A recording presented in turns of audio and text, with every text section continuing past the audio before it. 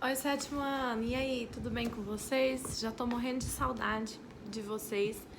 E no último vídeo, eu falei pra vocês que nós estávamos falando sobre Idade Média no capítulo 4, certo? Então, continuando o nosso assunto, né? Lembrando que no último vídeo nós falamos um pouco de sociedade, da divisão social, falamos um pouco sobre o que eram os servos, certo?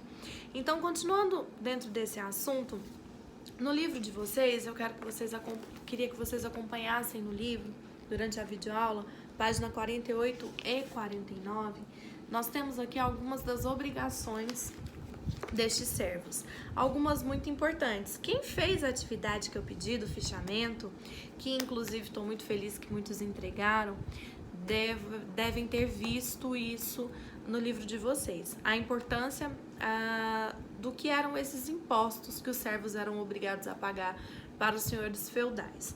Então eu tenho aqui o dízimo, né, que naquela época o dízimo pago à igreja ele era obrigatório, então era obrigado 10% daquilo que era produzido era pago para a igreja, lembrando que esse pagamento era em produção, já que a circulação de moedas era bem restrito, então eles pagavam com aquilo que eles produziam.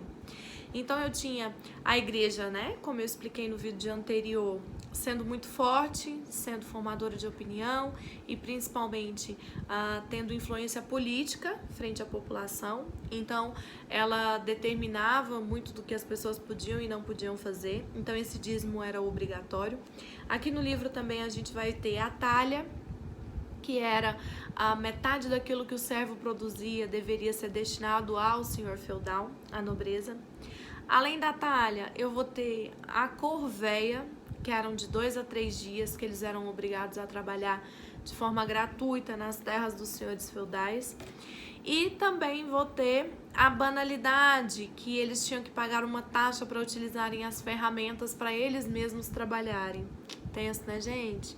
A gente pensa que hoje a gente trabalha muito, que hoje o trabalhador muitas vezes é visto apenas como aquele que provê o capital, mas que nunca tem direito, né?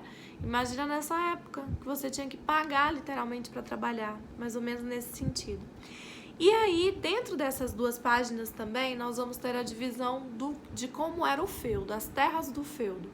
Então, eu tinha o manso senhorial, que é onde estava a casa do senhor feudal, onde estavam as terras desse senhor feudal, mais ou menos aí, parte também era da igreja. Vou ter o manso servil, onde estavam as casas dos servos, onde eles tinham pequenas produções, pequenas plantações, e eram dessas plantações que eles tiravam um pouco que eles tinham ainda para pagar os impostos, e as terras comunais, que eram onde tinham as florestas, onde eles extraíam madeira e caçavam. Lembrando que a caça, ela era apenas para os nobres.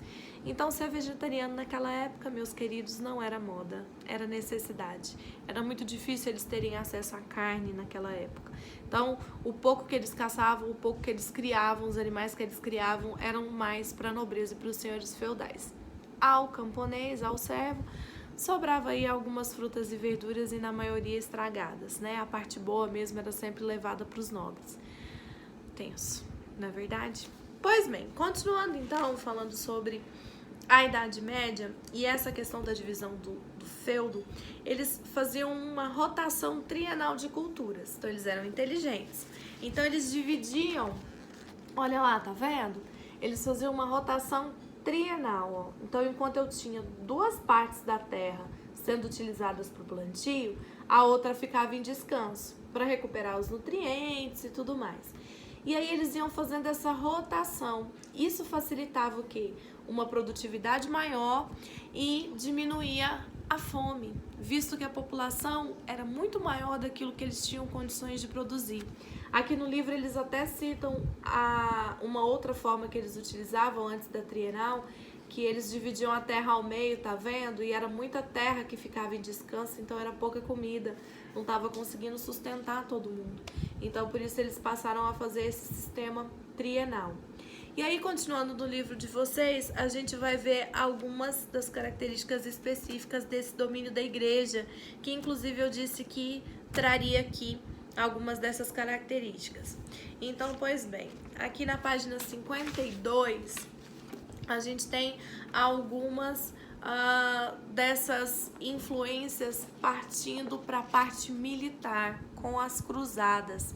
As cruzadas, então, foram expedições nas quais as pessoas foram em direção à Terra Santa, a Terra Prometida, Jerusalém, com o objetivo de expulsar o que eles consideravam ser os inimigos de Deus, que eram os muçulmanos. Foram várias cruzadas e, no final das contas, elas não conseguiram alcançar seu objetivo de fato. Porque hoje a gente sabe que o Oriente Médio ainda é, na grande maioria, ocupado pelos muçulmanos, pelos islâmicos. Mas essas cruzadas custaram muito à igreja e à população europeia nesse período da Idade Média, da Baixa Idade Média. Por quê? Porque foram muitas pessoas que morreram ao longo dessas disputas, fora os gastos, que eles já não tinham tanto. A princípio, essas cruzadas, elas tinham um caráter religioso, expulsar os chamados infiéis da Terra Santa. Mas com o passar dos anos, as cruzadas passaram a ter características financeiras. Então, esses soldados começavam a saquear as terras que eles iam invadindo, começavam a dominar as terras que eles iam conquistando, e isso acabou, de uma certa forma, dando um ponto positivo. Por quê? Porque ele vai estimular esse comércio entre Europa e Oriente Médio. Ele vai aproximar esses povos, e não só os povos, mas também como as mercadorias, né? E, além dessa parte das cruzadas, o livro também vai falar sobre a questão do fim da Idade Média e o início da formação de uma nova classe social conhecida como burguesia. A burguesia, ela vai surgir dentro dos burgos. Os burgos, eles vão ser uma nova retomada de vida urbana nesse final de Idade Média. Então, como a Idade Média estava entrando em colapso, os feudos não estavam conseguindo mais se sustentarem naquele processo de agricultura de subsistência, as vilas, os burgos vão começar a surgir novamente, e uma nova classe agora vai ser o centro das atenções, que vão ser os burgueses, os comerciantes da época. Alguns desses burgueses conseguiram, de uma certa forma, caráter nobre. Por quê? Porque eles passam a comprar títulos de nobreza, passam a se mostrar agora como importantes dentro da sociedade medieval.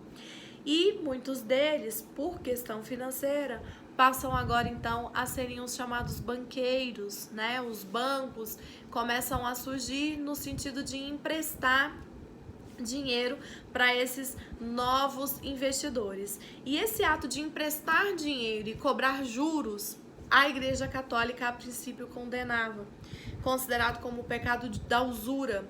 Então eles acreditavam que o dinheiro ou a produção, ela tinha que vir com o esforço do trabalho, e juros a gente sabe que não tem um certo esforço, não é verdade? Então a igreja condenava, e isso vai fazer também com que a população comece a se rebelar um pouco mais com as decisões religiosas.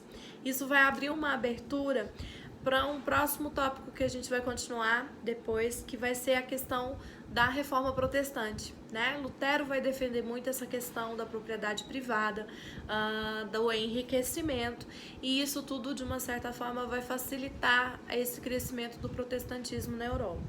Então, eu finalizo aqui falando mais algumas características da Idade Média, mais algumas características desse poder da igreja. Tudo tá no capítulo 4, que eu sei que vocês estão bem inteirados do assunto, porque vocês fizeram o meu fichamento, não é verdade? E deixo para essa aulinha de hoje as atividades do livro. Não são muitas, mas são as atividades do capítulo. Eu vou deixar anotadinhas as páginas direitinho, e essa semana a gente ainda vai ter uma live que eu vou esclarecer as dúvidas, corrigir alguns desses exercícios para que a gente possa dar continuidade ao nosso conteúdo, beleza?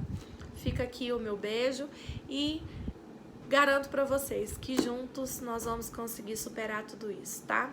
Até mais, até a próxima.